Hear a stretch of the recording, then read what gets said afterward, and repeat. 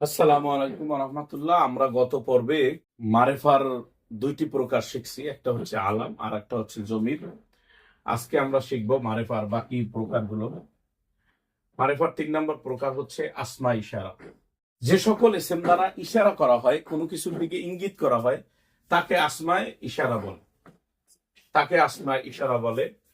এগুলা আপনারা সকলে মুখস্থ করবেন। যেমন আমি ইশারাগুলো লিখি: হাদা, হাদা, হাদানি, হাউলায়ের,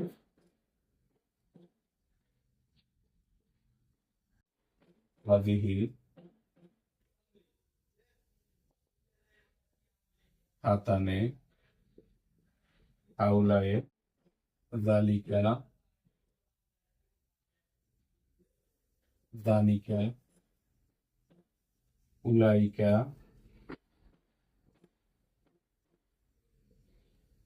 তিলকা,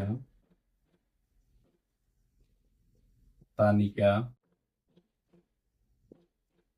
উলাইকা।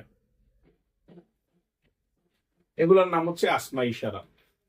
খেয়াল করবেন, এই যেগুলো শুরুতে হা আছে, হাজা, হাজানে, হাউলায়, হাদিহি, হাতানে, হাউলাই, এই হাটা মূলত হরফে তাম্বি। আসমা ইশারার সাথে এগুলো ব্যবহার হয়। আসলে যেমন হাজা, এটা আসমা ইশারাটা হচ্ছে শুধুমাত্র যা।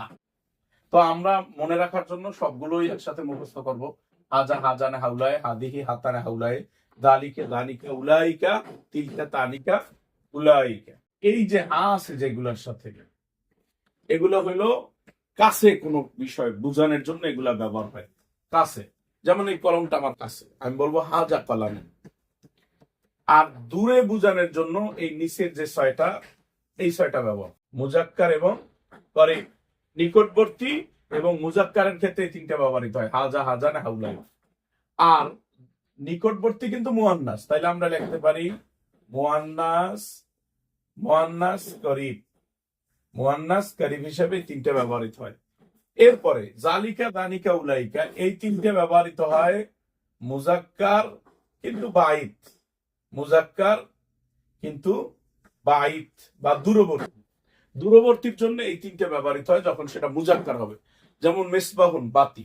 তাহলে বাতিটা আমার থেকে একটু দূরে অবস্থিত, তাহলে আমি বলবো কি, জালিকা মিসবাহুন, জালিকা মিসবাহুন।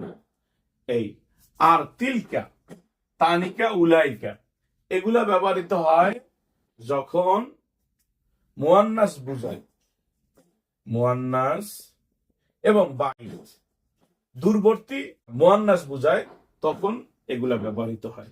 আসমায়ে মাউসুলা, আসমায়ে মাউসুলা। আসমায়ে মাউসুলা সুদীর্ঘ আলোচনা আছে, অনেক বড় আলোচনা। তো আমরা অত বড় আলোচনা করব না, আমরা শুধু জানতে, মানে শুধু যেন আমরা দেখলেই বুঝতে পারি যে আসমায়ে মাউসুলা কোনটি। তাহলে আসমায়ে মাউসুলা গুলা লিখি: 1 নম্বর হচ্ছে আল্লাদি, 2 নম্বর হচ্ছে আল্লাদানে, 3 নম্বর হচ্ছে আল্লাদিনা, 3 নম্বর হচ্ছে আল্লাদিনা, আরেকটা হচ্ছে আল্লাতি, আল্লাতি, আল্লাতানে,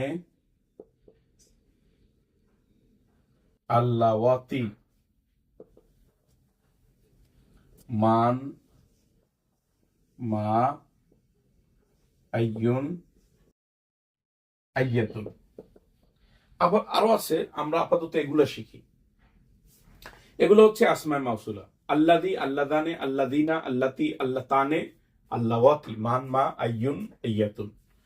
আল্লাদি, আল্লাদানে, আল্লাতিনা, এগুলো সব মুজাক্কার, মুজাক্কারের ক্ষেত্রে ব্যবহৃত হয়। আর আল্লাতি, আল্লাতানে, আল্লাওয়াতি, আল্লাহ ওয়াতি, এগুলা ব্যবহৃত হয় মুয়ান্নাসের ক্ষেত্রে।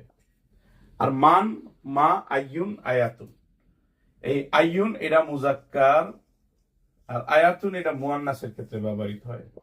কিন্তু এই মা এবং মান, এটার দীর্ঘ ব্যবহার আছে। তো আমরা শুধু এতটুকু শিখি যে মান, যাদের আকল আছে, যাদের আকল আছে তাদের ক্ষেত্রে জাউইল উকুল, যাদের আকল আছে তাদের ক্ষেত্রে মান ব্যবহৃত হয়, আর যাদের আকল বিহীন, যারা অর্থাৎ জড় পদার্থ হইতে পারে, যাদের আকল নাই তাদের ক্ষেত্রে মা ব্যবহৃত হয়। আশা করি বুঝতে পারছেন।